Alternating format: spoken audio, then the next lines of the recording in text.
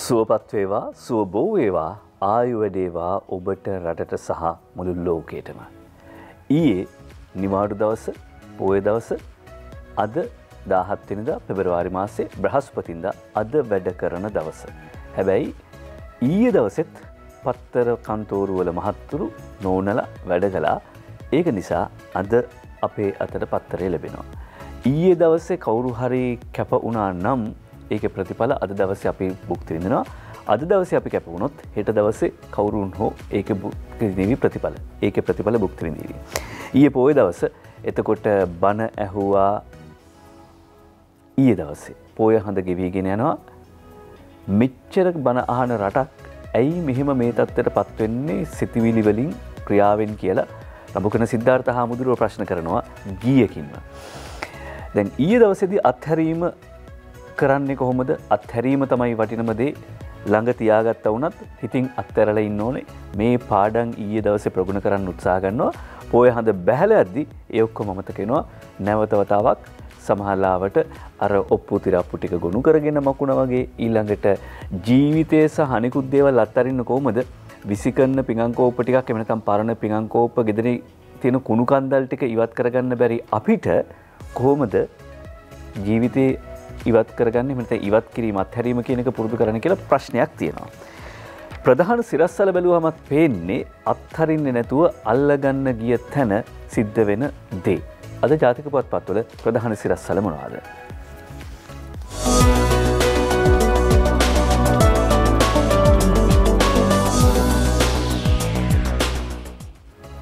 ධර්මදීපේ ඉඳලා තමයි අපි මේ පුවත් වාර්තා කරන්නේ. බණ කියන රටක්, බණ අහන රටක් මේ විදියට පත්ුනේ කොහොමද? ව්‍යාපාරිකයාගේ නිවසට පැන වෙඩි තබා බිරිඳ මරති.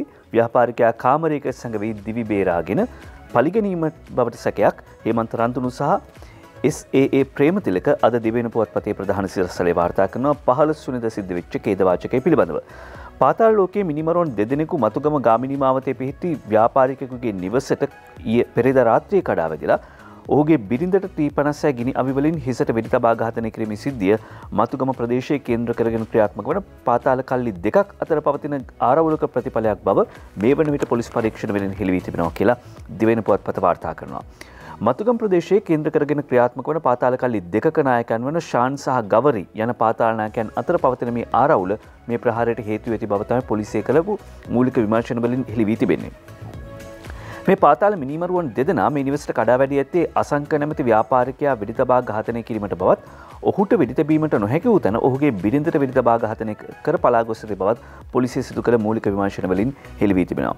මේ ව්‍යාපාරිකයා තමන්ගේ නිවසට මීට දවස් 2-3කට කලින් තමයි CCTV කැමරා පද්ධතියක් සවි කරන්නේ. පොලිසිය පවසන ආකාරයට තමන්ට එල්ලී වෙති තර්ජන නිසා හවස 6න් පස්සේ නිවසේ දොරවල් විවෘත කරගෙන පිටතට යන්න එපා කියලා ව්‍යාපාරිකයා තමන්ගේ බිරිඳට අවවාද කරලා තිබුණා. ඒ වුණාට පෙරේදා රාත්‍රී 8:00 විතර නිවස ඉදිරිපිට කූඩුවල සිටින බල්ලන්ට කෑම දැමීම සඳහා දොර විවෘත කරගෙන පැමිණ තිබෙනවා.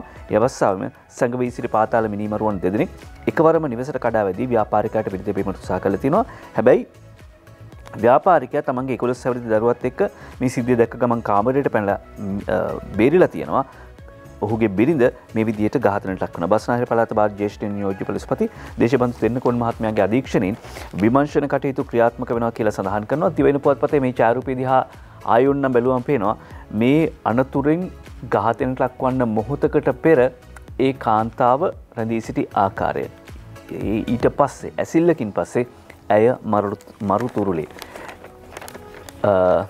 එතකොට ජීවිතයක අනියත බව වගේම සහ ඇයි මෙහෙම වෙන්නේ කියන ප්‍රශ්නයත් ඔබේ හිතට ඇති වෙනවා.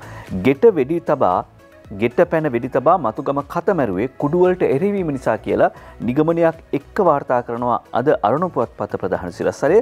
මේක සැමියගෙන් පලිගන්න කළ වැඩක් කියලයි තිස්ස රවින්ද්‍ර පෙරේරා ප්‍රේමතිලක පෙරමුණ ධනුෂ්ක ලංකා නානායකාට සහ බන්දුතිලක තඹ විට වාර්තා කර සිටින්නේ.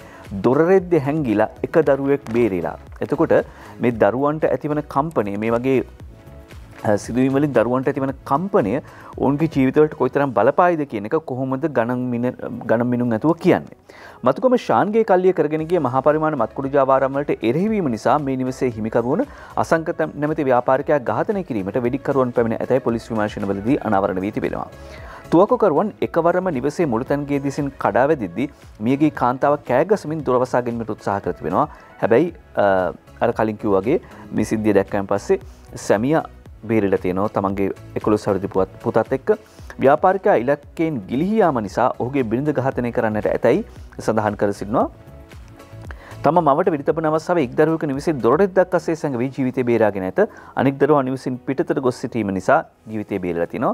මේ ඝාතනය මෙහෙයවූ බව කියන මතුගම ශාන් නැමැත්තා මිනිමැරුම් සහ මත්ද්‍රව්‍ය ජාවාරම් වලට චෝදනා ලද අපරාධකරුවෙක් ප්‍රබුද්ධ දේශපාලනඥයන්ගේ සහායෙන් ඔහු මතුගම අපරාධ සිදු කර බේරී සිටින බවත් විමර්ශනවලදී හෙළි වී තිබෙනවා.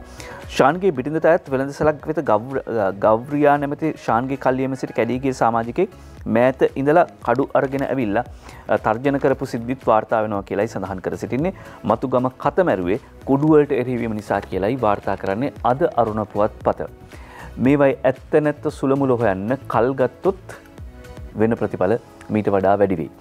ඊළඟට ලංකාදීප පුවත්පතේ ප්‍රධාන සිරස්තලේ වාර්තා කරන්නේ සතුන්වත්තේ ගැටුමක්. සතුන්වත්තේ ගැටුමක් කියලා කිව්වම පස්සේ නෑ. එහෙම දෙපිරිසක් අතර නෙවෙයි.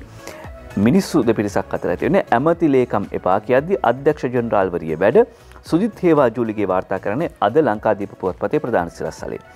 සේවක ගැටලුවක් පදනම් කරගෙන සත්වෝද්‍යාන දෙපාර්තමේන්තුවේ අධ්‍යක්ෂ ජෙනරාල් නීතිඥ ශර්මිලා රාජපක්ෂ මහත්මියට සේවයට වාර්තා නොකරන ලෙසට වනජීවි රාජ්‍ය අමාත්‍යාංශ ලේකම්වරයා ලිඛිතව දැන් දුතිවිදී ඒ දිගින් දිගටම සේවයට වාර්තා කිරීම නිසා දෙපාර්තමේන්තුව තුළ ගැටුම්කාරී තත්ත්වයක් මතුව ඇතැයි වාර්තා වෙනවා. අධ්‍යක්ෂ ජෙනරාල්වරිය කියනවා මම වැඩ කරන්නේ ජනාධිපතිතුමා කිව්ව නිසා කියලා. කොහොමුණත් පහුගිය කාලේ සත්වත්වයේ වෙච්ච සිද්ධි ගණනාවක් වාර්තා වුණා. ඊළඟට එකක් තමයි අර නිල් ගිරවෙක් අතුරුදන් වෙලා තිබුණා. ඊළඟට ගිය සතිය අපි වාර්තා කළා සත්වත්වයේ ඇතුලේ කූඩුවක තියාගෙන එකන පරවිය හැටි කරනවා.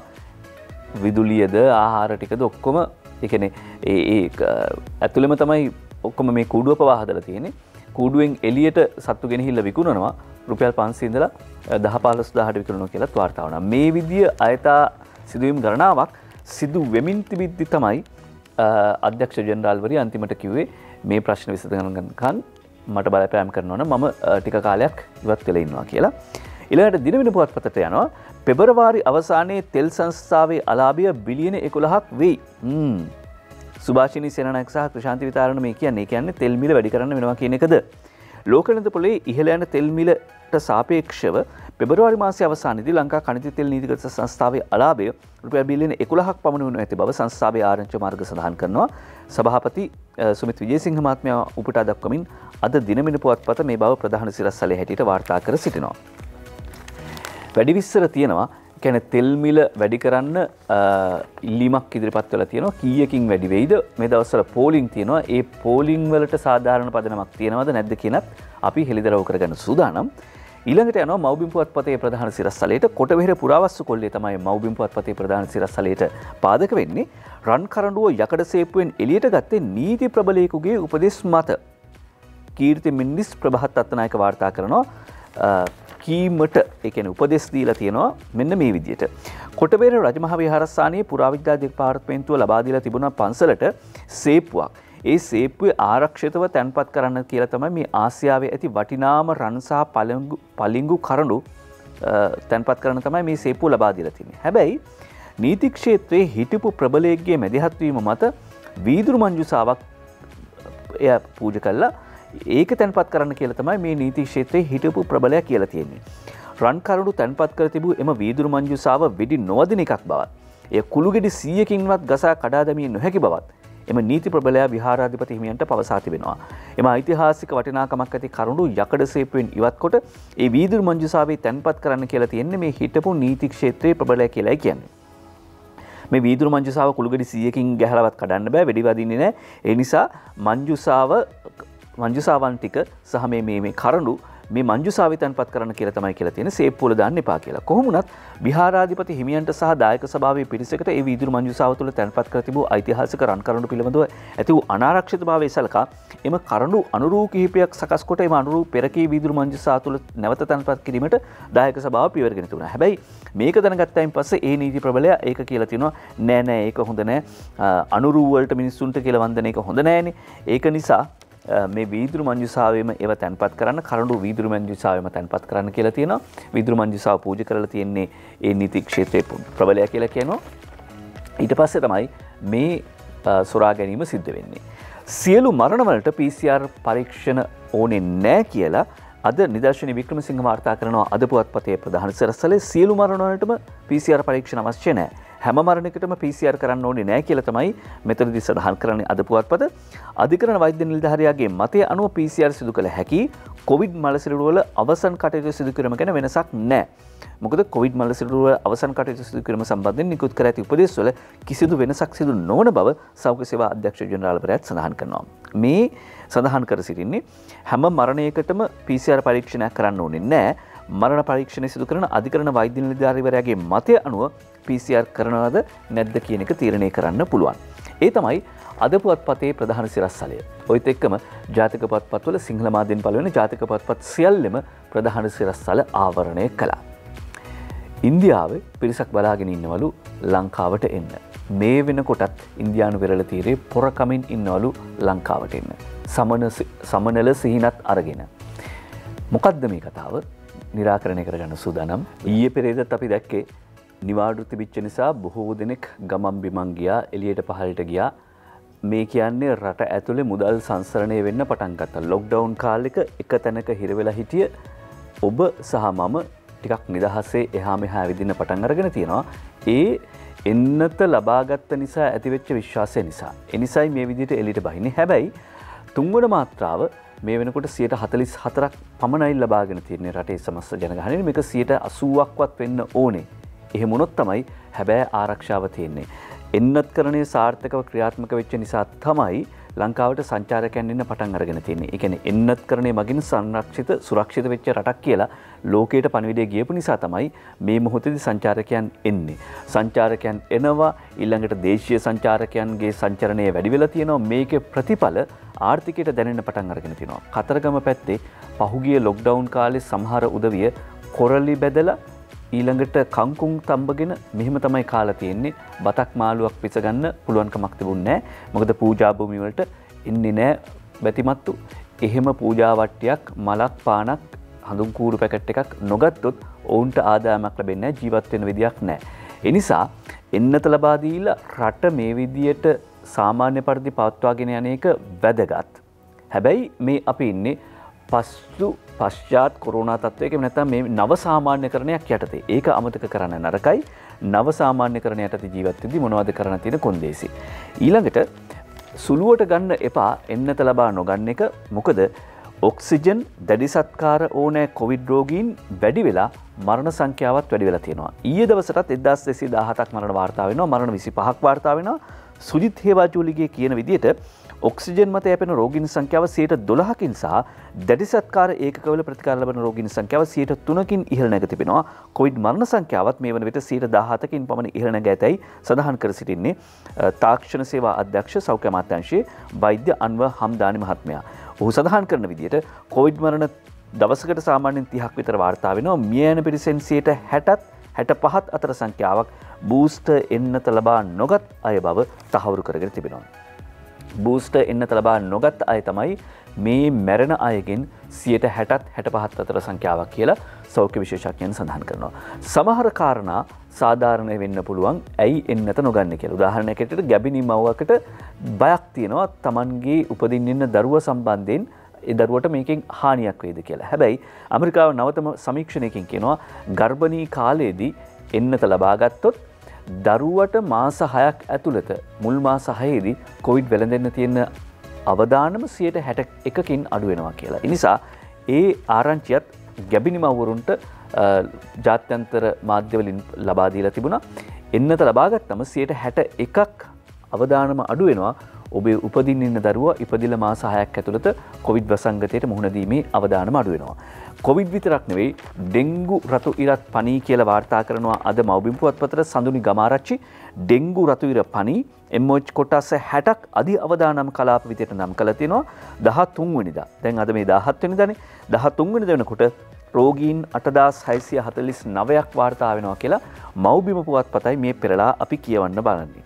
ඩෙන්ගු රෝගීන්ගේ ශීඝ්‍ර වර්ධනයත් එක්කම සෞඛ්‍ය වෛද්‍ය නිලධාරී කොටස් 60ක් අධි අවදානම් කලාප ලෙස වසංගත රෝග විද්‍යා ඒකකේ නම් කළ තිබෙනවා. ඒ වතුන් කොට්ටාස 8ක රෝගීන්ගේ සංඛ්‍යාව ඉහළ ගොස් ඇතැයිද එම ඒකකේ පවසනවා. මොනවද මේ කොට්ටාස? කඩුවෙල, කැස්වෑව, මීගමුව, කළුතර, වාද්දුව, චාවකච්චේරි, කරවෙඩ්ඩි, ත්‍රිකුණාමලය, ආරච්චිකට්ටුව, හලාවත, බදුල්ල, ඇලපාත සහ රත්නපුර. මේවා තමයි අධි අවදානම් කලාප ලයිස්තුවේ ඉදිරියෙන් ඉන්නේ. මීට අමතරව මීරිගම, රාගම, ගඟවට කෝරළේ කියන සෞඛ්‍ය වෛද්‍ය නිලධාරී කොට්ටාසවලත් අධි අවදානම් තත්ත්වය තිබුණා. හැබැයි ඒක යම් මට්ටමකින් පහත බැසලා තියෙනවා කියලා තමයි වාර්තා කර සිටින්නේ. මේ නම් පිටින් කිව්වේ හේතුව තමයි එහෙම කිව්වම ටිකක් අවට ඩෙන්ගු පැතිරෙනවා. ඒ නිසා අපි ප්‍රවේශම් වෙන්න ඕනේ, සුද්ධ පවිත්‍ර කරගන්න ඕනේ. පහුගිය දවස්වල දවස් දෙකක් තුනක් විතර වැස්සත් එක්කම නැවත වතාවක් මදුරු කීටයන් බෝ වෙන්න පටන් අරගෙන තියෙනවා. ඒ නිසා ඩෙන්ගු රතු ඉර පනිනවා. 13 වෙනිදා වෙනකොට රෝගීන් 8649ක් වාර්තා වෙනවා කියලා මව්බිම් පුවත්පත කියද්දී මව්බිම් පුවත්පතේ ඇතුල් පිටුවක තියෙනවා පුවතක්. ඒ තමයි පාසල් සිසුවෙක් ස්වයංක්‍රීය වැහිපීලි පිරිසිදු කිරීමේ උපකරණයක් හැදුවා කියලා. අපි මුල් පුවත් අතරෙම මේ පුවතත් තෝරගෙන කියනවා. මොකද පාසල් දරුවෙක්ගේ මෙහෙම හපන්කමක් අපි ඇයි කාලයක් වෙන් කරන්නේ නැත්තේ මේ වගේ පුවත් කියන්නේ. කොළඹ ජයසිංහයි වාර්තා කරන්නේ ඩෙන්ගු රෝගීන් පීඩා විඳින්න සිටියේදී තමයි මේ අදහස හිතට ඇවිල්ලා තියෙන මේ පුතාට. ඔහු නමින් ඕෂාන් රශ්මිත වික්‍රමසූරිය බණ්ඩාරගම ජාතික පාසලේ 10 වන වසර ඉගෙනු ලබන ඔහු අවුරුදු 15යි වයස. ඩෙන්ගු රෝගීන් පීඩා විඳින කාලේ තමයි මේ හිතවිල්ල ඇවිල්ලා තියෙන්නේ. ස්වයංක්‍රීයව වැහැපීලි පිරිසිදු කිරීමේ උපකරණයක් තමයි හදලා තියෙන්නේ. ඩෙන්ගු රතු කට්ට පණී කියලා කිව්වයින් පස්සේ මෙහෙම ඩෙන්ගු වැළඳිලා ඉන්න කාලේ තමන්ගේ හිතට ආපු සිතුවිල්ල. ඩෙන්ගු වැළඳිලා ඉන්න කාලේ නිකන් ඔහේ හිතවිලි හිත ඉන්නවට වඩා බලන්න මේ පුතා හිතපු පැත්ත. කොයිතරම් ප්‍රතිඵලදායකද සමාජයට රටට. ඔන්න ඔය පණිවිඩයක් කියන්න ඕන නිසා තමයි ප්‍රධාන පුවත් අතරම මේ පුවතත් අපි ඉදිරිපත් කළේ. ඊළඟට මණ්ඩලයේ වර්ධින් මෙගාවෝට් 4834.55ක් විදුලිය ප්‍රමාණයක් රටට අහිමි වෙලා කියලා විගණන වාර්තාවක් උපට දක්වමින් මුදිතා දයානන්ද වාර්තා කරනවා ලංකාදීප පුවත්පතට. ලංකා විදුලි බල මණ්ඩලයේ විවිධ දුර්වලතාවන් නිසා බලශක්ති මිලදී ගැනීමේ ගිවිසුම් වලට අත්සන් නොකිරීමත් නිසා පුනර්ජනනීය බලශක්ති නිෂ්පාදන ව්‍යාපෘති 1476කින් ජාතික විදුලි බල පද්ධතියට එකතු වීමට නියමිතව තිබූ මෙගාවොට් 4834.55ක විදුලි ධාරිතාවක් පද්ධතියට අහිමි වී තිබෙනවා කියලා අද වාර්තා කරනවා මව්බිම පුවත්පත. මව්බිම් පුවත්පත මේ විදිහට සඳහන් කරනවා වගේම අද ජාතික පුවත්පත්වල වාර්තා කර තිබුණා මහජන උපයෝගිතා කොමිෂන් සභාව කියනවා අප්‍රේල් වෙනකම් නැත්නම් ඉස්සරහට ලයිට් කපන්න අවශ්‍යතාවක් නැහැ කියලා. ලයිට් කපන්න අවශ්‍යතාවක් නැහැ කියන එකත් කියනවා. හැබැයි මණ්ඩලයේ දිගටම උත්සාහ ගත්තේ කොහොම හරි පැයක පමණ කාලයක් අප්‍රේල් වෙනකම් එක දිගට ලයිට් කපන්න වෙනවා කිව්වා. මණ්ඩලයේ වර්ධින් මෙගාවෝට් 4834.55ක විදුලියක් රටට අහිමි වෙලා තියෙනවා කියලා විගණන වාර්තාවක් හෙළි කරනවා. එතකොට මේවා මිලදී ගැනීමේදී සිදු වෙච්ච අක්‍රමිකතා වලට එහා ගියපු සිද්ධි. ඊළඟට තෙල් මිල. තෙල් මිල වැඩි නොකළොත් තෙල් සීමා කරන්න වෙනවා කියලා තෙල් සංස්ථාව කියනවලු. අද වාර්තා කරන්නේ අරුණ පුවත්පත. මොකද්ද මේ කතාව තෙල් සීමා කරනවා කියලා? අශිකා ජයවීරය වාර්තා කරන්නේ ඉන්ධන මිල වැඩි කිරීමට අවසර ලබා නොදෙන්නේ නම් විදුලි බලාගාර, දුම්රිය, මගී බස් රථ, ත්‍රිවිධ හමුදාව, පොලිසිය ඇතුළු අත්‍යවශ්‍ය සේවාවලට පමණක් ඉන්ධන ලබා දීමට ඉදිරියේදී තීරණයක් ගැනීමට සිදුවන බව ලංකා ඛනිජ තෙල් සංස්ථාව සඳහන් කර සිටිනවා. දැන් මේ පුවත කිව්වයින් පස්සේ සමහර විට ඔන්න නැවත වතාවක් අර තෙල් පූලිං ඇති වෙන්න පුළුවන්. මොකද පහුගිය දවස්වල අර සමහර වෘත්තීය සංගම් වල පුද්ගලයෝ දිගටම කිව්වා වගේම තෙල් නැති වෙනවා, තෙල් ඉවර වෙනවා, තෙල් ඉවරයි කියලා මන්තරේ මතුරන්න පටන් ගත්ත නිසා වෙන්නේ නැති. පහුගිය සඳුදා, අඟහරුවාදා, බදාදා වගේ දවස්වල නැවත වතාවක් ෂෙඩ් වල පූලිං තිබුණා. ඊළඟට සමහර ෂෙඩ් වල පෙට්‍රල් ගත්තොත් 92 නෑ කිව්ව 95 විතරයි කිව්වේ තියෙන්නේ. එහෙම දේවල් සිද්ධ වෙන්නේ සමහර වෙලාවට අර විදිය වෘත්තීය සංගම් වල අය කරන කතාවලට එහෙම නැත්නම් පදනමකින් තොරව කරන කතාවලට ප්‍රතිචාර දැක්වීම නැත්නම් ඒවට බය වෙච්ච නිසා වෙන්න පුළුවන් මිනිස්සු. එතකොට තෙල් මිල වැඩි කරනවා නම් මොකද වෙන්නේ? ඒක අද වාර්තා කරනවා අරුණ පුවත්පත.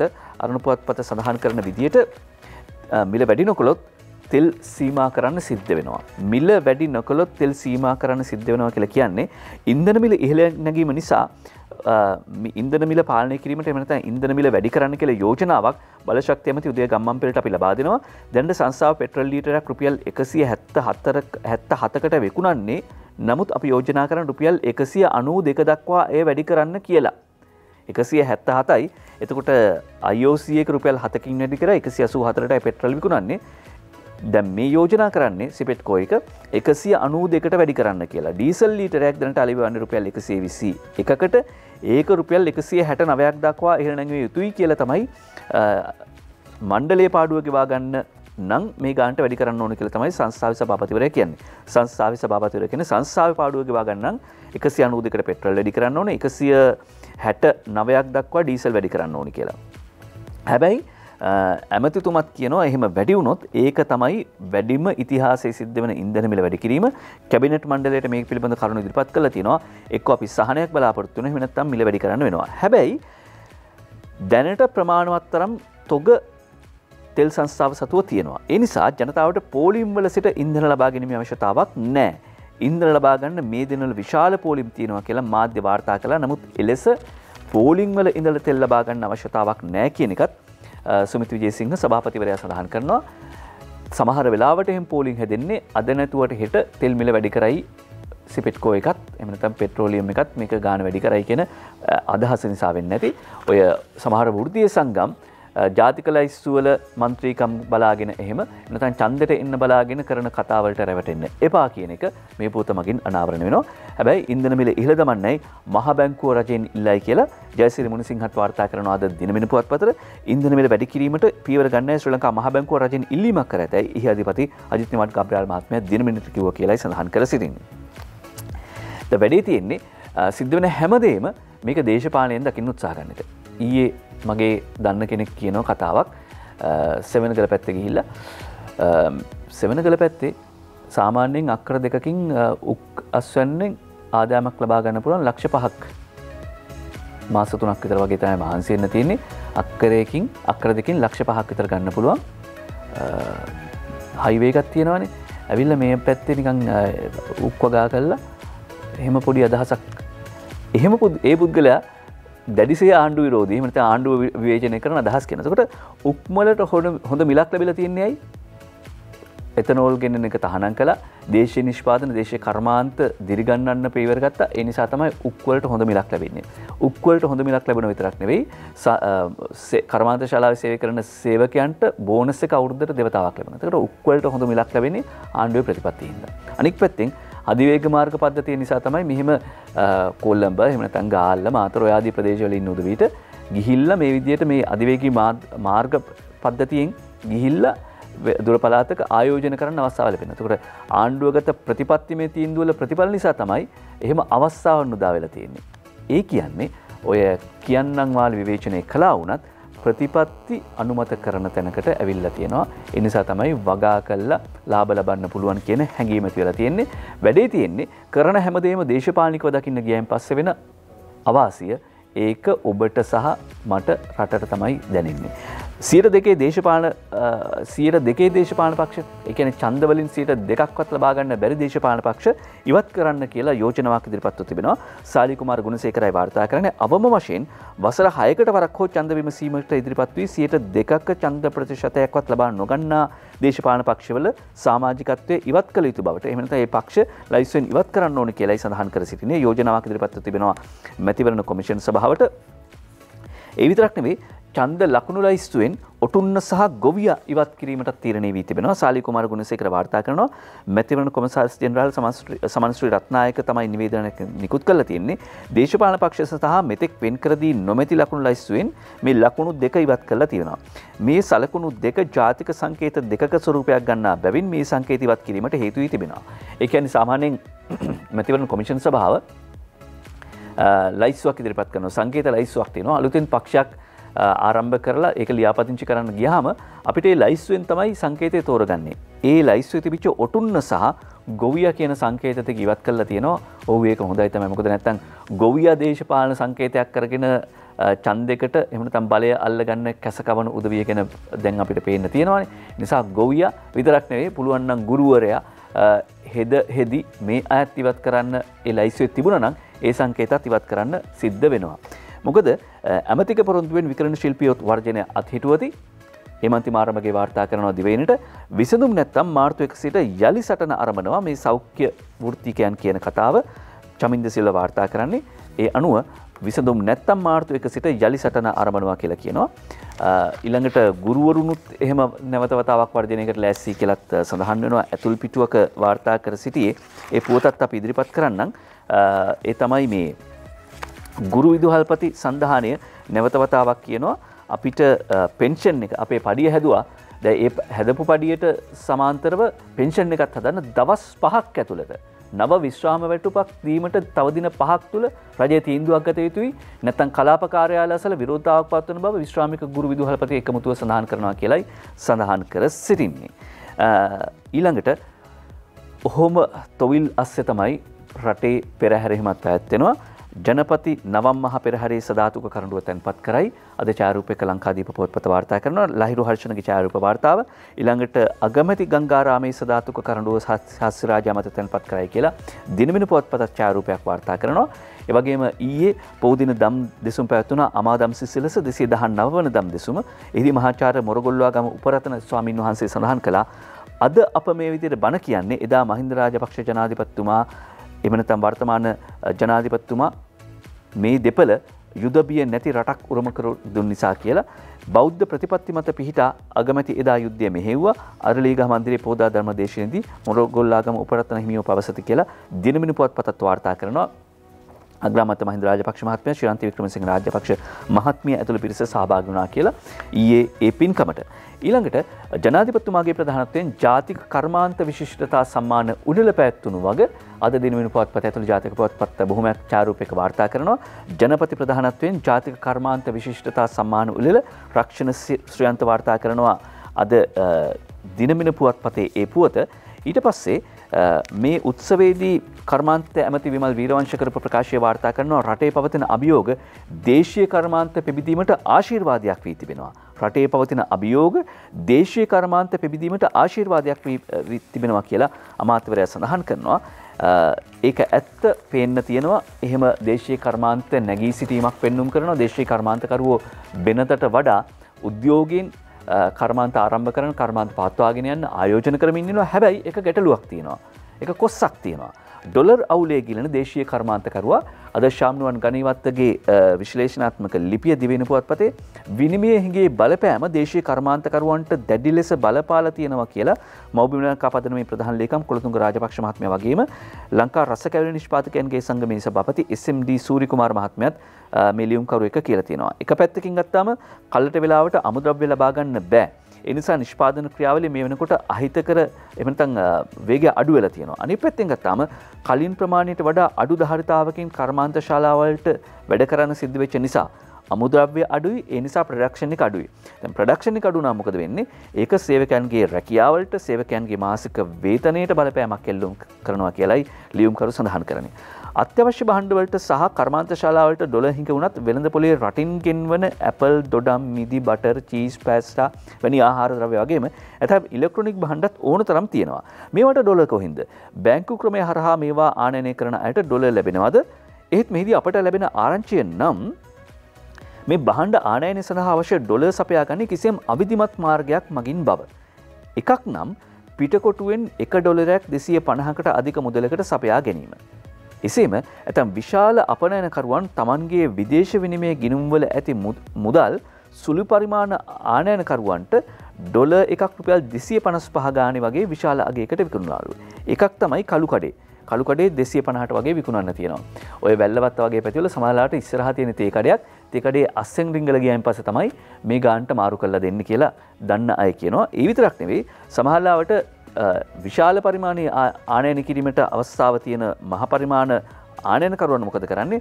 සුළු පරිමාණයට ඩොලර් එක දෙනවා. තමන් ගාව තියෙන ඩොලර් එක 255 ගානේ විකුණනවා. අන්න ඒ නිසා තමයි මොකක් හරි නියාමනයක් මේකට එන්න ඕනි කියලා ලියුම්කරු සඳහන් කරන්නේ. ඒ වගේම මේ தත්ත්වය නිසා ඩොලර් ප්‍රශ්නය හමුවේ වෙනත් විකල්පයක් නොමැති නිසා මේ වගේ විකල්ප ක්‍රම අනුගමනය කිරීමටත් මේ පුද්ගලයන්ට සිද්ධ වෙනවා. ඒ නිසා මේ පිළිබඳව සලකා බලන්න කියලා තමයි ඩොලර් අවුලේ ගිලන දේශීය කර්මාන්තකරුවන් ගැන කතා කරද්දී ශාම්නුවන් ගණේවත්තගේ ලිපියනොත් යෝජනා කර සිටින්නේ. ඊළඟට අමු කහ මෙට්‍රික් ටොන් 100ක් මේ වෙනකොට රජයෙන් මිලට අරගෙන කියලා වාර්තා කරනවා. කහ වවන්න පටන් ගත්තා. දැන් කහ ගෙන්නන්නේ නෑ රටින්. මීට කලින් අපි සටන් පාට විදියට කිව්වේ හතර වටේම මූද තියෙනවා. හැබැයි ටින් මාළු රටට ගේනවා. ඊළඟට කහ ටික මිරිස් ටික පවා රටින් ගේනවා කියලා ඒවා නතර වෙලා තියෙනවා. දේශීය කර්මාන්තකරෝ දේශීය කෘෂිකාර්මිකයන් ඒවා වගා කරන්න පටන් අරගෙන තුනා. හැබැයි අර කලින් තිබිච්ච ලොකු මිල නැහැ. නිෂ්පාදනය වැඩි වෙද්දී සැපයුම වැඩි වෙද්දී මිල අඩු වෙනවා. සාලි කුමාර ගුණසේකර වාර්තා කරනවා 165 ගානේ අමු කහ කිලෝ එකක් 165 ගානේ රජය මිලට ගන්නවා. අමු කහ මෙට්‍රික් ටන් 25ක් කුරුණෑගල දිස්ත්‍රික්කයෙන් අරගෙන තියෙනවා. අමු කහ වේලලා කුඩු බවට පත් කරලා කහ කුඩු 100ක් රුපියල් 100 බැගින් කුළුබඩු මණ්ඩලය මගින් අලෙවි කරනවා කියලා අපනයන කෘෂිකර්ම දෙපාර්තමේන්තුවේ අධ්‍යක්ෂ උපුල් රණවීර මහත්මයා උටා දක්වමින් අද සාලි කුමාර ගුණසේකර වාර්තා කරනවා. අමු කහ මෙට්‍රික් ටන් 100ක් රජයෙන් මිලට අරගෙන කියලායි අද වාර්තා කරන්නේ. ඒ අනුව අරුණ පුවත්පත මේ විදියට ඩොලර් හිඟයක් ඇති වෙන නිසා තමයි දේශීය කර්මාන්ත, දේශීය නිෂ්පාදන, දේශීය කෘෂි කර්මාන්ත නංවන්න සහ ආනයන අධෛර්යමත් කරන්න රජය කටයුතු කළ කියලා ජනාධිපතිතුමත් පහුගිය දවසක සඳහන් කළා. ඩොලර් ප්‍රශ්නෙට විසඳුම හොයන්න ඕන එක රටවලින් අතමාරු ඉල්ලගෙන නෙවෙයි කියලා 37 නායක පාර්ලිමේන්තු මන්ත්‍රීවරයා සමගි ජන බලවේගයේ ඔහු කරන ප්‍රකාශය කමල් සුරවීර වාර්තා කරනවා මහනුවර ඉඳලා. භාණ්ඩ මිල පාලනය කර පාරිභෝගිකයා ආරක්ෂා කරනු වෙනුවට ආණ්ඩුව ජාවාරම්කාර ව්‍යාපාරිකයන් රැක ගැනීමට කටයුතු කිරීම නිසා අද ජනතාවට දරාගත නොහැකි ලෙස බඩු මිල ඉහළ ගිහිල්ලා තියෙනවා කියලා තමයි සමගි ජන බලවේගයේ පාර්ලිමේන්තු මන්ත්‍රී 37 නායක මන්ත්‍රීවරයා අර්ථ දක්වන්නේ. දැන් ජනතාව පීඩාවට පත් වෙලා ඉන්න මොහොතක, අවුස්සල ඉන්න මොහොතක, රත් වෙලා ඉන්න මොහොතක ඕනම ගිනි පළවෙනිකකින් පුළුවන් ගිනි තියන්න. ඒ නිසා ගිනි ගැනීම ඊට පස්සේ ඇතිවෙන ප්‍රතිඵල කවුද මේවා නිවන්නේ? ගිනි නිවන්නේ. ඒව තමයි ප්‍රශ්න. කොහොම වුණත් ඩොලර් හොයා ගැනීමේ ගැටලුව තිබුණා. ඒකට බලපාපු කාරණා එක පැත්තකින් ප්‍රධාන වශයෙන්ම අවුරුදු 2ක් ඉතාම බරපතල විදියට කොවිඩ් රෝගීන් පීඩාවට පත් වුණා. කර්මාන්ත, සංචාරක කර්මාන්තය, විදේශිකයන්ගෙන් ලැබෙන මුදල්, විදේශගත ශ්‍රී ලාංකිකයන් අපි බුරුතු පිටින් ලංකාවට ගෙන්න ගත්ත ඔවුන්ගේ ජීවිත බේරන්න ඕන නිසා ඊළඟට නිරෝධායන මේවා නොමිල ලබා දුන්න, එන්නත් ලබා දුන්න. කොහොමුණත් දැන් එන්නතේ ප්‍රතිඵල විදියට අපි අර කලිනුත් කිව්වා වගේ පුනා කියනවා වගේ සංචාරක කර්මාන්තයේට ඒ බලාපොරොත්තු වෙච්ච ප්‍රතිඵල ඉලක්ක ලැබෙමින් පවතිනවා.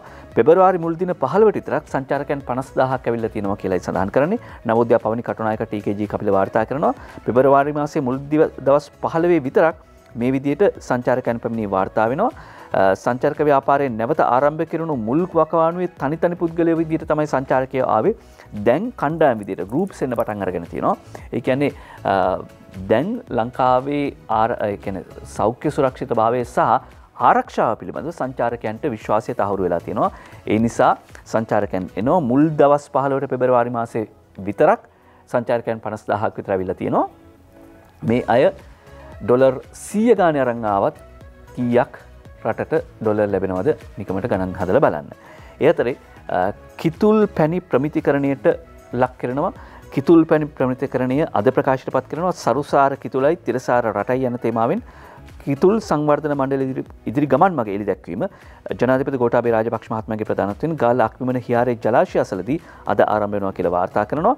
මෙමගින් මෙරට වැවිලි භෝගයක් වශයෙන් ප්‍රකාශයට පත්ව ඇති කිතුල් කර්මාන්තයේ සම්ප්‍රදායී නූතනත්වයට ගැළපෙන විදියට සලක ගන්න එක එහෙම නැත්නම් සකස් කර ගන්න එක තමයි අරමුණ. ජාතික වැවිලි කළමනාකරණ ආයතනයේ කිතුල් මදින්නන් වෙනුවෙන් පවත්වන ලද පුහුණු පාඨමාලාවේ සහතික පත්‍ර ප්‍රදානය කිරීමත් මේ අවස්ථාවේදී සිදු වෙනවා කියලා අද අරුණ පුවත්පත වාර්තා කරනවා.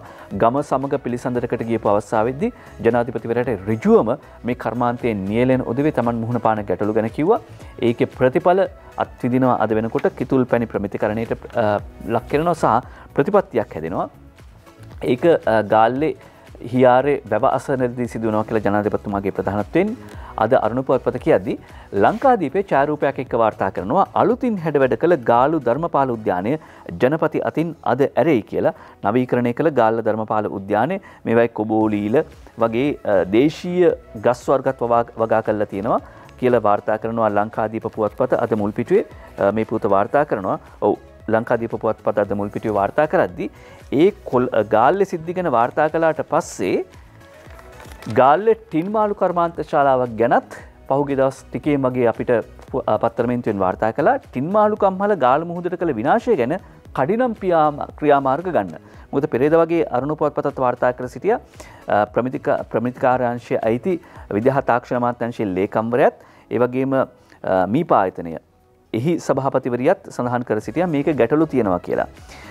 මාළු කිලෝග්‍රෑම් 20000ක් පමණ සැමන් බවට පත් කරනවා මේ කර්මාන්තශාලාවෙන්. මෙවැනි මහා පරිමාණ විනාශයකට නඩු දාන්න නීතිපති උපදෙස් අරන් තියෙනවා කියලා මධ්‍යම පරිසර අධිකාරිය සඳහන් කළා. තව කොච්චර කල්යයිද නීතිපති උපදෙස් ලැබෙන්න? තව කොච්චර කල්යයිද නඩු දාන්න කියලා මධ්‍යම පරිසර අධිකාරියෙන් අහනවා කියලා සුරකමුළු ශ්‍රී ලංකා සංවිධානයේ සභාපති පාහියංගන ආනන්ද සාගර හාමුදුරුවෝ ඉල්ලීමක් කරනවා. රාජ්‍ය ආයතන නඩු දාන්න හදද්දී ප්‍රමිති ආයතනයේ සහතිකය දෙන්න හදනවා. වංචාවක් හෙළි කරන්න සූදානම. මේ කර්මාන්තශාලාවෙන් මුහුදට අපජලය පිට කරලා තියෙනවා කියලා සාමුද්‍රීය පරිසර ආරක්ෂණ අධිකාරිය මුහුදු ජලයෙන්ගත් සාම්පල් පරීක්ෂණ මගින් තහවුරු වුණා කියලා එහි අධ්‍යක්ෂවරිය මාධ්‍යයට සඳහන් කළා. මේ සාම්පල් වලට විෂ සහිත අපද්‍රව්‍ය මුසු වෙලා තියෙනවා කියලත් ඇය කිව්වා. මෙවගින් මුහුදු පැලෑටි හා ජීවීන්ට මුහුදු ජලයට මුහුදු සම්පත් වලට කොතරම් හානියක් වෙනවද? මේ රූමස් වල කොරල් පරයට කොච්චර හානියක් වෙනවද කියන එක යනුව පැහැදිලි. ඇයි මේවා කරුණු හෙළිදරව් වෙලා තියෙද්දිත් නඩු දාන්නේ නැත්තේ? ඇයි නිදාගෙන ඉන්නේ? ගාල්ල දීවරවරාය පිහිටි ලංකා දීවර සංස්ථාවට අයිති ටින්මාලු කර්මාන්තශාලාවෙන් අපජලය බැහැර කිරීමෙන් ගාල්ල මුහුදට සිදු කර ඇති මහා පරිමාණ විනාශය ගැන සොයා බලා කඩිනම් ක්‍රියාමාර්ග ගන්නයි ජනාධිපති ගෝඨාභය රාජපක්ෂ මහත්මයාගෙන් ඉල්ලා සිට බව සුරකම ශ්‍රී ලංකා සංවිධානයේ සභාපති පූජ්‍ය පාහියංගල ආනන්ද සාගර හිමියන් ඉල්ලනවා කියලා ජනාධිපතිතුමාද ගාල්ලට යන නිසා ඔන්න අපි ඒ පුවතත් කිව්වා. ඊළඟට ගාල්ලේ වෙච්ච තවත් සිද්ධියක් වාර්තා කරනවා. දීවරය සිව් දෙනා දවස් 16ක් මහමුද හිර වෙලා. ඇයි හේතුව? මහා මුහුද මැද ගෝරියක් වෙලා කප්පිත්ත යාත්‍රාව දාලා ගොඩට ඇවිල්ලා. වාර්තා කරන යක්කලමුල්ලේ JKL චාමින්ද සහ උඩුගම රවි ලියනගේ වාර්තා කරන විදිහට මේ දීවරයන් 4 දෙනා තල්පේ සහ ගාල්ලාවට ප්‍රදේශවල පදිංචිකරුවන් දීවරයන් 4 දෙනා සහ බහුදින යාත්‍රාවේ නියමුවා අතර මාළුවැල්ලේමේදී සිදු වූ කතාබහක් බහින් බස්වීමක් දුර දිග ගිහිල්ලා අන්තිමට යාත්‍රාවේ නියමුවා යාත්‍රාව සහ දීවරයන් 4 දෙනා මුහුද මැද දාලා වෙනත් බහුදින දීවර යාත්‍රාවක නැගලා ඇවිල්ලා තියෙනවා කියලා වාර්තා කරනවා. අද දිවයින ලංකාදීප පොත්පත් ජාතික පොත්පත් බොහොමයක මේ පොත වාර්තා කළා. ඊළඟට මේ පෙරළෙන සද්ද ඇහෙන්නේ පාස්කු ප්‍රහාරය සම්බන්ධයෙන් සහරන්ගේ බිරිඳකින් CID නැවත වතාවක් ප්‍රශ්න කරයි කියලා වාර්තා කරනවා. සහරන්ගේ බිරිඳකින් CID පැය 6ක් ප්‍රශ්න කරයි. කුලියාපිටිය උසාවිය අවසරය ලැබිලා කියලා හේමන්ත රන්දුණු අද දිවයින පොත්පතට වාර්තා කර සිටිනවා. ඒ අනුව පාස්කු ප්‍රහාරයේ ප්‍රධාන චෝදිතයෙක් වෙච්ච මොහොමඩ් සහරාන්ගේ බිරිඳ වන ෆාතිමා කාදර් හාදියාගෙන් අපරාධ පරීක්ෂණ දෙපාර්තමේන්තුවේ නිලධාරීන් පැය 6ක් තිස්සේ ප්‍රශ්න කරලා ප්‍රකාශ ලබාගෙන තිබෙනවා. සහරාන්ගේ බිරිඳ මේ වන විට වැලිකඩ බන්ධනාගාරයේ රඳවා සිටින අතර එහි සිට අපරාධ පරීක්ෂණ දෙපාර්තමේන්තුවේ නිලධාරීන් ඇයගෙන් මේ ප්‍රශ්න කිරීම සිදු කරලා තිබෙනවා.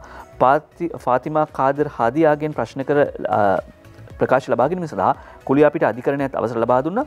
පාස්කු ප්‍රහාරයේ එල්ලවීමට මාස 2කට කලින් සහරාන් අත්අඩංගුවට ගැනීමට අවස්ථාව තිබියදීත් එවක අපරාධ පරීක්ෂණ දෙපාර්තමේන්තුවේ උසස් නිලධාරීන් ඊට කටයුතු නොකළ බවට චෝදනා එල්ල වෙලා තිබෙනවා. මේ සම්බන්ධයෙන් අපරාධ පරීක්ෂණ දෙපාර්තමේන්තුව මේ වන විට විමර්ශනයක් ආරම්භ කර ඇති අතර සහරාන්ගේ බිරිඳගෙන් ප්‍රශ්න කිරීම කර ඇත්තේ ඒ සම්බන්ධයෙන් කියලත් අද දිවෙන පුවත්පතට හේමන්ත රන්දුණු වාර්තා කරනවා. සහරාන්ගේ බිරිඳගෙන් CID පැය 6ක් ප්‍රශ්න කරයි කියලා කියනවා. සමහර උදවිය එළියට දාන්නේ නැති වොයිස් කට් හඬපට අපි අහලා තියෙනවා. අපිට අහපු අය කියලා තියෙනවා කියලා එළියේ එක කතා කිව්වා. පාර්ලිමේන්තුවෙත් කිව්වා. ඊළඟට දැන් නම් සමාජ මාධ්‍යවල සමහර වොයිස් කට්ස් එමෙ නැත්නම් හඬපට හෙළිදරව් වෙනවා. අපි පාර්ලිමේන්තුවේ කියපු කතා ඉල්ලාස් කරගන්නවා කියලා එළිය ඇවිල්ලා සමහර තැන්වලදී කිව්වා කියලා. කුඩුකාරයන් සතු වැඩිම වත්කම් ප්‍රමාණය තියෙන දේපොළ ප්‍රමාණය තියෙන්නේ දෙමටගොඩ රුවන්ට කියලා අද තිස්ස රවින්ද්‍ර පෙරේරා වාර්තා කරනවා. කුඩුකාරයෙක් සතු වැඩිම දේපොළ දෙමටගොඩ රුවන්ට වටිනාකම කෝටි 79යි දෙයනේ කියලා තිස්ස රවින්ද්‍ර පෙරේරා වාර්තා කරනවා. ඊළඟට අරුණ පුවත්පතට යනවා. කන්තලේ ඉඩම් සිංගප්පූරුවට දෙන ගිවිසුම ගැහුවේ ගිය ආණ්ඩුව කියලා මුදල් අමාත්‍යාංශ ලේකම් SR ආටිගල මහත්මයා සහසුද්දෙන් කියනවා කියලා වාර්තා කරනවා අද අරුණ පුවත්පත. දැන් කන්තලේ ඉඩම් සිංගප්පූරු සමාගමකට දෙන්න යනවා කියලා මේ දවස්වල ජනතා විමුක්ති පෙරමුණ සමගි ජනබලවේගය නියෝජනය කරන කණ්ඩායම් එළියේ සහ ඇතුළේ විවිධ ප්‍රකාශනකුත් කරනවා. අද නයන තරඟ ගමගේ මේ පිළිබඳව මුදල් අමාත්‍යාංශ ලේකම්වරයා කරන පැහැදිලි කිරීම වාර්තා කරනවා. කන්තලි සීනි කර්මාන්තශාලාවට අයත් අක්කර 20000ක භූමියක් ශ්‍රී ලංකා ආණ්ඩුව විසින් සිංගප්පූරු සමාගමකට විකිණීම සඳහා කැබිනට් පත්‍රිකාවක් සකස් කර ඇති බවට මේ එල්ල කරන චෝදනා ප්‍රතික්ෂේප කරනවා මුදල් අමාත්‍යාංශ ලේකම්වරයා. එසා රාටිගල මහත්මයා කියන්නේ චෝදනා එල්ල කරන පාර්ශ්වය පෙන්වා දෙන සිංගප්පූරු ආයෝජන සමාගම සමග මීට අදාළ ගිවිසුම 2015 අවුරුද්දේදී පහුගිය යහපාලන ආණ්ඩුව අත්සන් කරලා තියෙන්නේ. ආයෝජන මණ්ඩල පාර්ශ්වකරුවෙක් විදිහට මේකට අත්සන් කරලා තියෙනවා. මේ ගිවිසුමට වඩාත් හිතකර කොන්දේසි යටතේ නැවත සකස් කරමින් අතුරු ගිවිසුමකට එළඹීම විතරයි රජය නැවත සිද්ධ කරන්නේ. ඇයි එතකොට මේ විදිහට අතුරු ගිවිසුමකට යන්නේ? මුදල් ලේකම්වරයා පෙන්වා දෙන පරිදි පසුගිය ආණ්ඩුව සමයේ මේ ව්‍යාපෘතිය ක්‍රියාත්මක කිරීමට අවශ්‍ය ක්‍රියාමාර්ග නොගැනීම නිසා මේ ආයෝජකයා අන්තර්ජාතික බේරුම් කරන අධිකරණයට ආබිට්‍රේෂන් වලට ගිහිල්ලා තියෙනවා. එහිදී ආයෝජකයට වාසිදායක විදිහට තමයි ඒ බේරුම් කරන තීන්දුව ඇවිල්ලා තියෙන්නේ. ඒ වෙනුවෙන් වන්දි ගෙවීමට රජය බැඳලා සිටිනවා. ඒ නිසා තමයි දැන් එහෙම ලොකු වන්දියක් ගෙවන්න වෙනවා. පහුගිය ආණ්ඩුව අත්සන් කළා ගිවිසුම වැඩේ කරේ නැහැ. ඒක නිසා ආයෝජකයා ගියාට පස්සේ මේ ආබිට්‍රේෂන් වලට බේරුම් කරන්නට ගියාට පස්සේ ඔහුට වාසිදායක තීන්දුවක් තමයි බේරුම් කරන්න ලැබෙන්නේ. ඒක ලංකාවේ නෙවෙයි ජාත්‍යන්තර බේරුම් කරන සිංගප්පූරු වගේ රටවල් වල ක්‍රියාත්මක වෙන්නේ. එතකොට එහෙමනම් මේ විශාල පාඩුව වන්දිය ගෙවන්න වෙනවා. එහෙම නැත්තම් කරන්න තියෙන්නේ ලංකාවට හිතකර විදියට මේ කිවිසුම වෙනස් කරගන්න එක. අන්න ඒක තමයි මේ කරලා තියෙන්නේ. වෙනත් ආයෝජක සමාගමක් සමග වැඩිදුර පැවැත් වූ සාකච්ඡාවලදී අලාභ ලබා නොගෙන සිටීමට එම සමාගම එකඟ වී ඇතැයි මුදල් අමාත්‍යාංශ ලේකම්වරයා සඳහන් කරනවා. ඕන්න මේක වාර්තා කර සිටියේ බැසිල්ගේ නමින් කැබිනට් පත්‍රිකාවක් එයි කියලායි පහුගිය දවස්වල වාර්තා කර සිටියේ. ජනතා විමුක්ති පෙරමුණ සහ සමගි ජන බලවේගයට සම්බන්ධ කණ්ඩායම් සහ ඒවට සම්බන්ධ අනුබද්ධ සිවිල් සංවිධාන එළිය කතා කරපු කතාවට උත්තර දෙනවා මුදල් අමාත්‍යාංශ ලේකම්වරයා. ගිවිසුම අත්සන් කරලා තියෙන්නේ පහුගිය ආණ්ඩුව කාලේ 2015. ඊට පස්සේ ආබිට්‍රේෂන් වලට බේරුම් කරන්නට ගියාට පස්සේ ලංකාවට අවාසිදායක කොන්දේසියක් තමයි තීන්දුවක් තමයි ලැබෙන්නේ. ඒක හිතකර තත්වයකට ගෙනීමට තමයි මේ යෝජනාව ගෙනාවේ. මව් කිරි බොන්න ඕන අය රංකිරි කට ගෑවෙන්නේ නැත්නම් රංකිරි කට ගන්න ඕනේ මව් කිරෙන්නේ.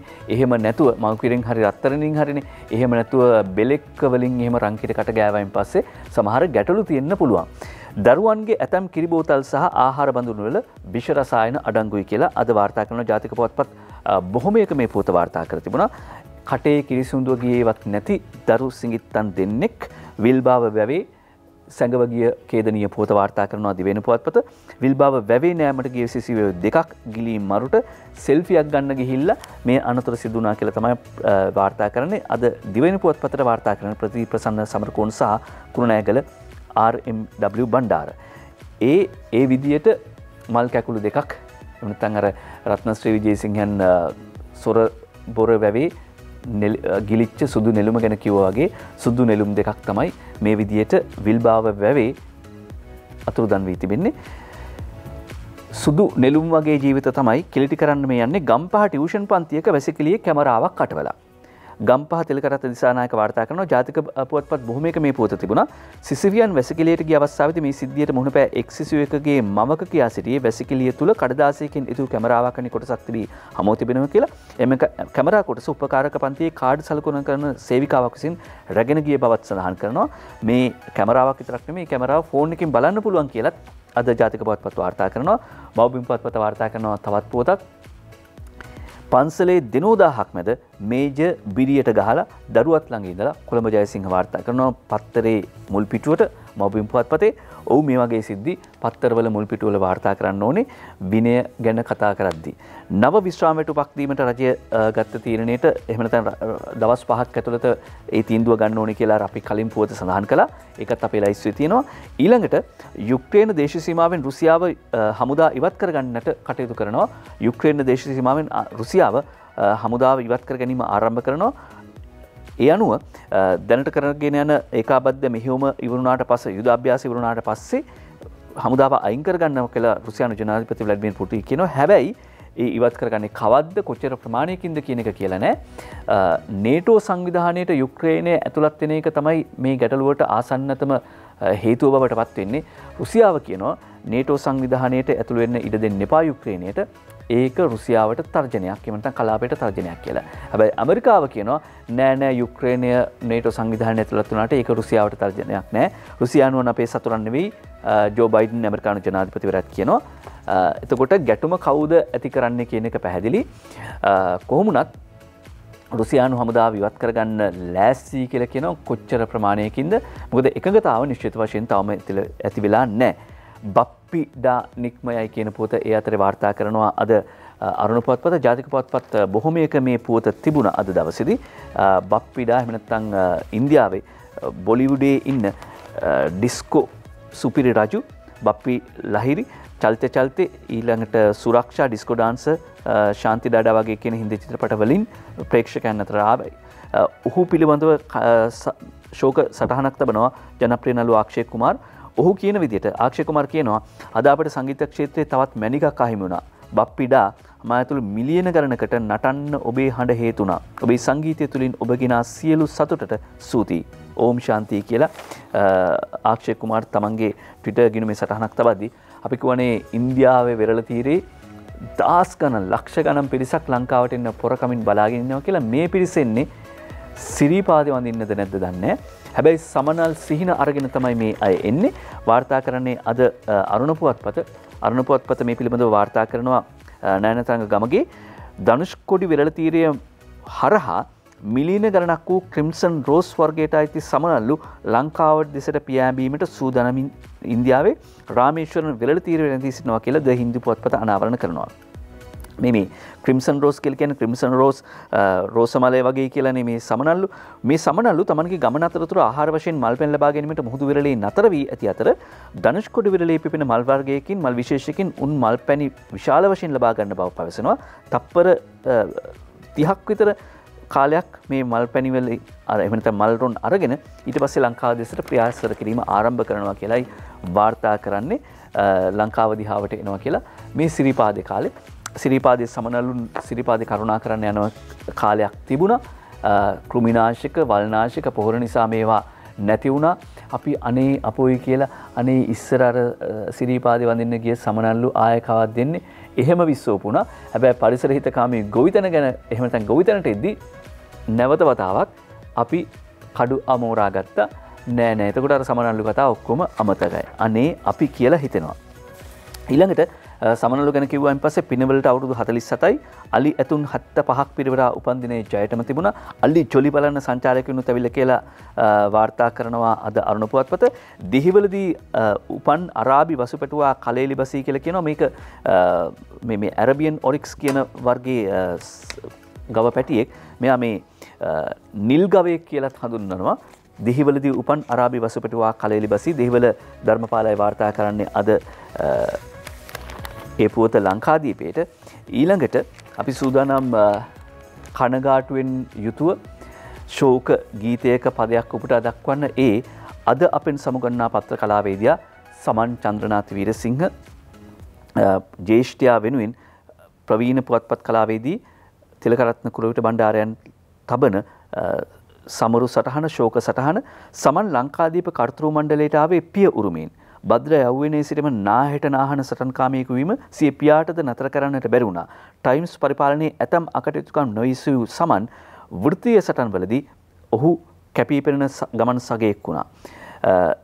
මේ සටන්කාමීත්වය අපි දකිනවා පහුගිය කාලේ දේශපාලන වේදිකාවේදී රනිල් වික්‍රමසිංහ මහත්මයා එක්සත් ජාතික පක්ෂයට සමීපව කටයුතු කළා වුණත් ඔහු කරන වැඩ වැරදි කියලා ජනතාවාදී වේදිකාවේදී මව්බිමට හිතවත් කලාකරුවන්ගේ වේදිකාවට සමන් චන්ද්‍රනාත් වීරසිංහ මහත්මයා ආවා. ඒ වගේම ඒ දේශපාලනය ගැන කිව්වම ඔහුගේ එඩිතර බව ගැන තිලකරත්න කුරුවිට බණ්ඩාරයන් කිව්වන් පස්සේ අපිට මතක් වෙන කතා. ඊළඟට මා ගීත ලියන්න හිතුව කෙනෙක් නෙවෙයි. ඒ කාලේ පුන්සිරි සොයිස සහ විමලසිරි ලොකු ලියන මගේ මිතුරන් දෙන්නෙක් විමලසිරිට ඕන වෙනවා තරගයට ගීතයක් ලියව ගන්න. අන්නේ පෙරත්තේ නිසා තමයි රුසිරු දස්සුනක් නෙතර පාවී කියන ගීතය ලිව්වේ. ඊට පස්සේ වාදකයාණන් ඔබේ සිතාරයේ සත්සරණං වන සුමීරි රාවය කෙත්තක ගොයම් නෙලනා ලඳුන්ගේ දෙතොලේ ගියට මුසු කළ මැන සුනිල් එදිරිසිංහන් ගායනා කරන ගීතය සමකෝණී ත්‍රිකෝණයකි. ඊළඟට ගීත ගණනාවක් මතක් කරනවා. රණ්ඩු වෙවි යාළු වෙවි කිරිකැටි පුතනුවනේ හතර වටින් කළු කරගෙන නාමර ගොයමට සඳ මඩලේ සිට චූටිනංගියේ සොඳුරමට සමුදෙන් මල් කෙල්ලක් මං මේ විදිහට ගීත ගණනාවක් රචනා කළ වග තිලකරත්න කුරුවිට බණ්ඩාරයන් සිහිපත් කර දෙනවා සමන් චන්ද්‍රනාත් වීරසිංහ කියන අපෙන් අද සමුගන්නා පුවත්පත් කලාවේදියා. ඊළඟට නිර්මාණකරුවා පිළිබඳව ස්වාධීන රූපවාහිනිය අපිටත් සමීප බැඳීමක් තියෙනවා. ඒ තමයි අපේ සියපත් පොකුර මේ ආදී වැඩසටහන් බොහොමයක ඔහු සම්පත්දායකෙක් විදිහට සහභාගී වුණා. අද තිලකරත්න කුරුවිට බණ්ඩාරයන් මේ ලිපිය ලියන්න පටන් ගන්න ඉතාම සංවේදී සටහනකින්. ඒ තමයි අපේ දුරකථන නාමාවලිය, අපේ ටෙලිෆෝන් ඉන්ඩෙක්ස් එකේ තියෙන බොහෝ නම් සහ ටෙලිෆෝන් නම් අංක එකින් එක කපා දමන්න මේ පහුගිය කාලේ කඩිනමින් සිද්ධ වුණා. එහෙමනම් ගණනාවක් තිබුණා. ඒ නම් අතරට අද සමන් චන්ද්‍රනාත් වීරසිංහ කියන නමත් එකතු වෙනවා කියන සංවේදී සටහන තබනවා.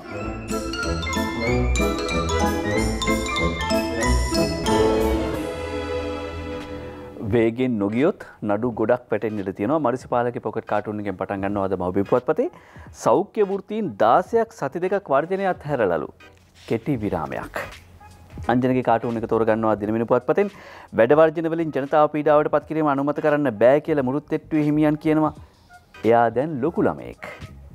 දිවෙන්නේ Facebook කාටුන් එක ජයරත්න වික්‍රමසිංහගේ. එයා දැන් හොඳ ළමයෙක්. එයා දැන් හොඳ ළමයෙක්. චිත්‍රපටය තමයි එයා දැන් ලොකු ළමයි තරුණ සේනපත රාජයන්ගේ. එයා දැන් හොඳ ළමයෙක් කියලා තමයි අංජනගේ කාටුන් එක කියන්නේ. ජයරත්න වික්‍රමසිංහගේ Facebook කාටුන් එක මැති ඇමතිවරුන්ටත් සැප වාහන අතෑරලා පාපැදියෙන් යන්න වෙනවා කියලා මහින්දානන්ද අමරවීර කියන්නේ. මහින්ද අමරවීර කියන්නේ ඊට වැඩිය පංකාදුවේ ගොන් කරත්තේ. පච්ච හලහලා ගිය හැකිනේ. ඕකයි තත්ත්වේ. තෝරගන්නේ අනුරාධගේ කවිය දිවෙන පුවත්පතෙන්. උස්සන්නට යන්නේ ඉන්ධන ගානමය, ඒකට පරිසරය හදනා පාලමය, ෂෙඩ් ළඟ අනේ අම්බානකට පොලිමය, රඟ දක්වන්නේ ගම්මන්පිල කෝලමය. කල්පනා කරලා බලන්න. එන්නත විද ගන්න පරිස්සමින් ඉන්න. ආයිබෝන් ඔබට.